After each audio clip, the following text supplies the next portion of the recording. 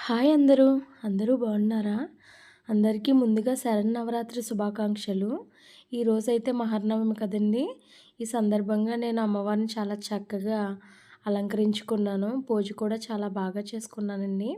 అయితే ఈరోజు నైవేద్యాలుగా అమ్మవారికి చక్కెర పొంగలి, శనగలు, వడపప్పు, పానకం, అరటిపళ్ళు అయితే ప్రసాదంగా పెట్టానండి. అయితే ఈరోజు అమ్మవారికి నేనైతే 11 దీపాలు వెలిగించుకున్నానండి ఈరోజు. చిట్టు గాజులతో అది పూజ చేసుకున్నాను. చూడండి అక్కడ సరస్వతీమాత ఎంత ఇదిగా కనిపిస్తుందో చూడండి. పువ్వులతో ఇలా డెకరేషన్ అయితే చేసుకున్నానండి. అమ్మ దయ అందరికీ ఉండాలి. అందులో మనం అందరం కూడా ఉండాలి. అమ్మ దయ ఉంటే అన్నీ ఉన్నట్టే. ఆ తల్లి దయ లేకుంటే ఎన్ని ఉన్నా లేనట్లే. కాబట్టి అందరూ కూడా ఓం దుర్గాయ నమః అని స్మరించుకోండి. మీకు ఏ కష్ట సుఖాలున్నా అమ్మతో చెప్పుకోండి. అన్నీ ఆ అమ్మే తీరుస్తుంది.